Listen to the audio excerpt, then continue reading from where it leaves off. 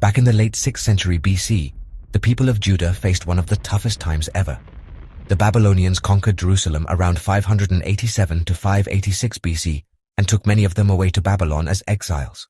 With no temple and no kingdom, the Jewish exiles held on tight to their traditions and beliefs so they wouldn't lose who they were.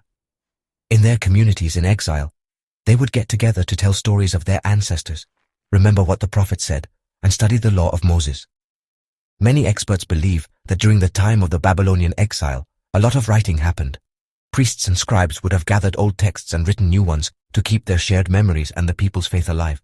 It's interesting, but this time of crisis actually pushed them to write and put together much of the Old Testament as we know it today. Archaeology has found some really moving clues from those dark years, helping us understand when and why the Bible was written. For example, in Tel Lachish, a strong city in Judah, they found what are called the Lachish letters. These are pieces of broken pottery with writing on them from right before Judah fell in 586 BC. In these letters, written in an old form of Hebrew called Paleo-Hebrew with ink, an officer named Hosheahu talks to the commander of Lachish about how bad the war situation was. He mentions things that match Jeremiah's story about the Babylonian invasion. The Lachish letters show that right before the exile, there were people in charge who could read and write. They give us an important window into that time, showing how things happening around the fall of Jerusalem were being written down even then. Another amazing find is the Babylonian ration tablets found in Old Babylon. They mention King Jehoiakim of Judah and his sons getting oil rations as royal prisoners. These tablets, from around 592 to 570 BC, show that Jehoiakim lived in exile, but was still called King of Judah and treated well in the Babylonian court. These papers even confirm small details from the Bible stories and give us a peek into the life of the royal family in exile. These archaeological finds don't just back up events like the siege of Jerusalem and Jewish exiles being in Babylon. They also show that writing was common back then. Military letters, lists for managing things, and other records. This helps us understand how Bible texts were made during and after their time in captivity. Even though the oldest complete copies of the Hebrew Bible are from many centuries after the exile, some writings on objects show that parts of the scriptures were already written down and shared before and during the exile. An amazing discovery in Jerusalem was 2 tiny silver scrolls found at Ketef Hinnom. They date back to the late 7th or early 6th century BC. When archaeologists unrolled them very carefully, they found the words of the priestly blessing written in Paleo-Hebrew. It's the same blessing Aaron was supposed to say over Israel. These tiny silver charms are the oldest Bible texts ever found, even older than when Jerusalem was destroyed in 586 BC. Studying the old writing style and the material confirmed they are from right before the Babylonians destroyed Jerusalem. This means that parts of the Torah, like that blessing, were already seen as holy and were being copied before the exile. Later, in the 20th century, finding the Dead Sea Scrolls helped us understand even more about how the Bible's text was passed down. At Qumran, they found Hebrew copies of almost every book in the Old Testament. These copies are from the 3rd century to the 1st century BC and include early versions of texts that were first written centuries before that. A famous example is the Great Isaiah Scroll, copied around the 2nd century BC, which has the whole book of Isaiah. When you compare it to the traditional Masoretic text, which was finalized around the 10th century AD, there are very few differences. This shows how carefully Jewish scribes kept the holy writing safe for over 1,000 years.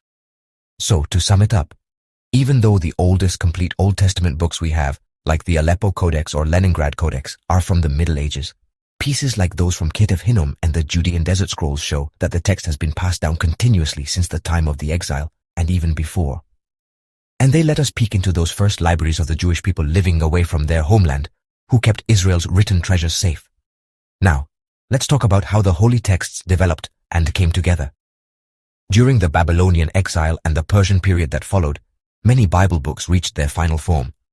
This happened as editors put together and worked with older writings.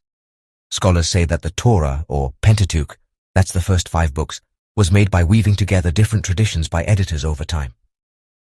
For instance, one well-known idea, called the source theory, suggests that a group of priests in exile gathered earlier writings and mixed them with their own religious ideas, called the priestly source, to bring Genesis, Exodus, Leviticus, and Numbers together as one story. In the same way, a group known as the Deuteronomistic school, likely scribes who followed the teachings of Deuteronomy, is thought to have edited and updated Israel's history from Joshua to Kings during the exile. They explained the nation's troubles as happening because they didn't keep their agreement with God.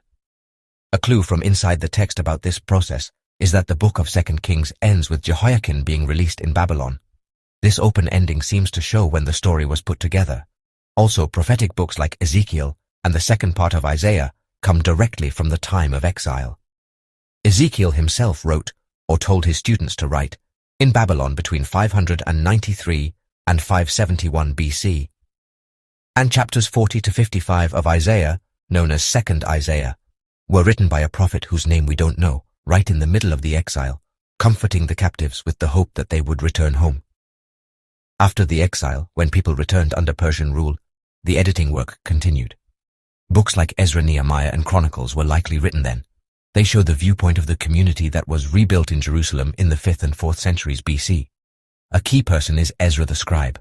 Tradition says he came to Jerusalem around 458 BC and urged the people to obey the law of Moses, helping to reorganize their religious life. The Bible describes Ezra as a learned priest who had set his heart to study the law of the Lord and to do it and to teach his statutes and rules in Israel. And he's credited with presenting the Torah to the people, as told in Nehemiah chapter 8. This suggests that by then, the Pentateuch was already seen as one complete work. Towards the end of the Persian period, in the 4th century BC, most of the sacred Hebrew writings had reached their final form. The Jewish historian Flavius Josephus, writing in the 1st century AD, confirms this picture. He said that the Jews have 22 sacred books, and that since the time of King Artaxerxes, no writings after that were trusted as much, because the exact line of prophets did not continue. In other words, according to Josephus, all the recognized Bible texts were written by the reign of Artaxerxes in the 5th century B.C. After that time, following the return from exile, no new writings appeared that had the same kind of prophetic authority. Even though deciding which books were officially part of the Bible was a slow process, Jewish tradition agrees that the Persian era was when new inspired writing stopped. By the end of the 2nd century BC, people were already talking about the three parts of Scripture: the law, the prophets, and the writings. A little later, towards the end of the 1st century AD, rabbinic communities like those at Yavne confirmed the Hebrew canon, leaving out recent texts, or those that came from Greek sources. So the Hebrew Bible was basically made up of the books that came from Israel's history up through the exile and their return. Now let's talk about language and how it changed. The Babylonian exile was also a turning point for the languages the Hebrews used. Originally, the Bible books were written in Biblical Hebrew, which was Israel's ancient Canaanite language. But when they were taken to Babylon, the Jews found themselves in a place where Aramaic was the main language. Aramaic was the common language of the Neo-Babylonian Empire and later the Persian Empire. So, during and after the exile, Aramaic became the everyday and official language for the Jews, partly pushing Hebrew aside in daily life. You can even see this change in the Bible itself. Large parts of some books written after the exile are in Aramaic instead of Hebrew. For example, parts of the book of Ezra are letters and royal orders written in Aramaic because they include official letters between the Persian rulers and the people who returned to Jerusalem. Similarly, in the book of Daniel, from chapter 2 verse 4 to chapter 7 verse 28 is in Aramaic. It starts right when the Chaldean wise men speak to the king in Aramaic, which shows that the story takes place in Babylonian settings where Aramaic was the common language. These parts in two languages show how the shift from Hebrew to Aramaic was subtly captured right in the Bible text. Besides the spoken language, the writing style also changed. During the exile, the Jews started using the Aramaic square script, which was an early form of the modern Hebrew alphabet. This replaced the old Paleo-Hebrew alphabet they used before, though they still used Paleo-Hebrew for special things, like on some coins and in some Qumran manuscripts. After the exile, many Jews could speak both Hebrew and Aramaic, and this went on for centuries. But Hebrew didn't disappear. It remained the language for worship, for holy writings, and for their national identity. In fact, during the Persian and early Hellenistic periods, a later form of biblical Hebrew came back in books like Chronicles, the Hebrew parts of Ezra, Nehemiah, and Sirach. This Hebrew shows some Aramaic influences in its words and grammar. So, to sum it up, the Times of Exile saw a people who, to survive, not only gathered their sacred writings, but also changed their language. Classic biblical Hebrew made way for new forms and for the use of Aramaic. This made sure God's written word could be understood in a changing world. The Bible itself shows this multilingual reality, mostly written in Hebrew, with bits of Aramaic, and ready to be translated later into Greek and other languages, fulfilling its destiny to last through centuries and across cultures. Now let's answer a question many of us have asked. Why do most ancient texts survive only in pieces? The answer takes us on an amazing journey through time and history. Ancient texts, including those from the Old Testament, have faced so many challenges. The materials they were written on were delicate, and then there were wars, natural disasters, and just the passing of time. These papers have been through a lot. Every piece we find shows how strong these texts were and how important they were to the people who made them and kept them safe. The Old Testament is no different. Let's explore its journey. The Hebrew Bible, as it's also known, is a collection of writings that have been super important to Jewish faith and culture for thousands of years. These texts don't just tell the history of a people, they also have laws, prophecies, poems, and wisdom that have shaped countless generations. The Old Testament, or Hebrew Bible, was born in troubled times. Ancient Jewish scribes worked tirelessly to write down and save these scriptures, often in very tough situations. These scribes weren't just copycats, they were keepers of a holy tradition, making sure the words of their ancestors were passed on correctly to future generations. Imagine being in the Babylonian exile, far from home, struggling with loss. This was a time of great suffering and sadness for the Jewish people, but it was also a time for thinking deeply and renewing their spirits. Even in hard times, the Jewish exiles found the strength to keep their faith and traditions alive. It was during this time that many of the writings we now know as part of the Old Testament started to come together. During this time, much of the Torah and the prophetic writings took shape. The Torah, which includes the first 5 books of the Bible, is the cornerstone of Jewish faith. These texts don't just tell a history story, they also lay out the laws and rules that guide Jewish life.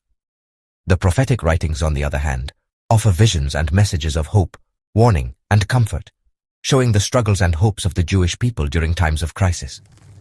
Archaeological finds show clay tablets from Mesopotamia that tell stories of creation and a great flood, much like the ones in Genesis. These tablets, written in a wedge-shaped writing called cuneiform, show us how ancient cultures shared and passed down their myths and legends. The similarities between these stories and the Bible stories suggest that cultures shared ideas and influenced each other, which made the region's storytelling traditions richer. Later on, Greek ideas started to mix into Jewish writings, making them even more interesting. When Alexander the Great conquered lands and spread Greek culture, Jewish people came across new ideas and ways of thinking. This meeting of cultures showed up in their writings, which started to include bits of Greek stories and thoughts. This mix of traditions made Jewish literature richer, giving it more depth and a wider view.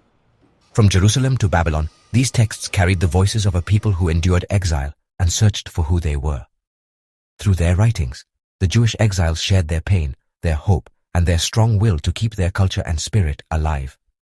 These texts don't just record their history, they also remind us of their strength and their ability to find meaning and purpose even when things were very hard.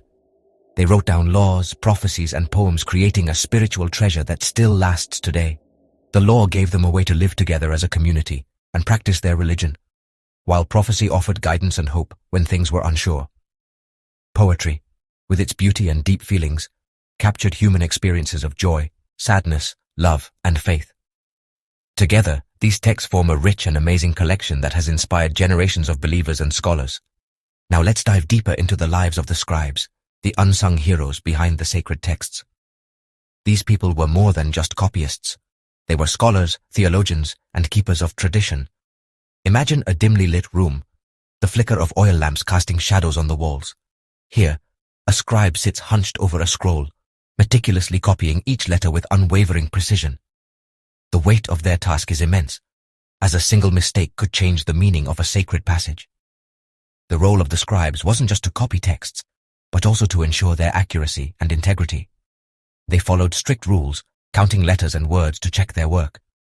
Their dedication was a testament to their faith and their commitment to preserving the divine word. In times of turmoil, like the Babylonian exile, the work of the scribes became even more crucial.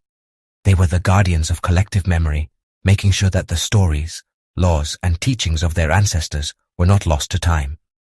During the exile, the scribes faced immense challenges. Displaced from their homeland and surrounded by foreign cultures, They found comfort and purpose in their writing.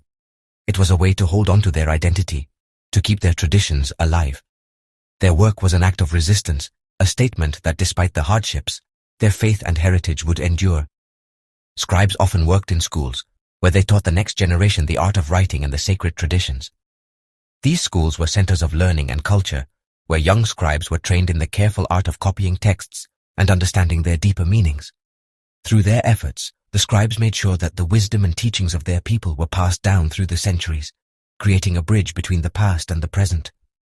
The legacy of the scribes is etched in every letter of the ancient texts.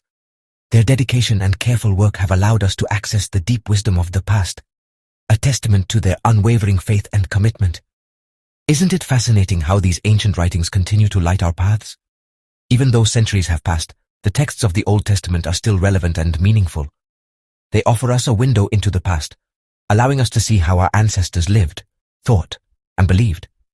By studying these texts, we not only learn about ancient history and culture, but we also find wisdom and guidance for our own lives. Join us next time to discover more historical wonders.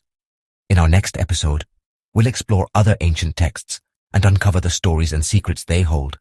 From ancient civilizations to our time, written history is a priceless treasure that connects us to our past and guides us toward the future.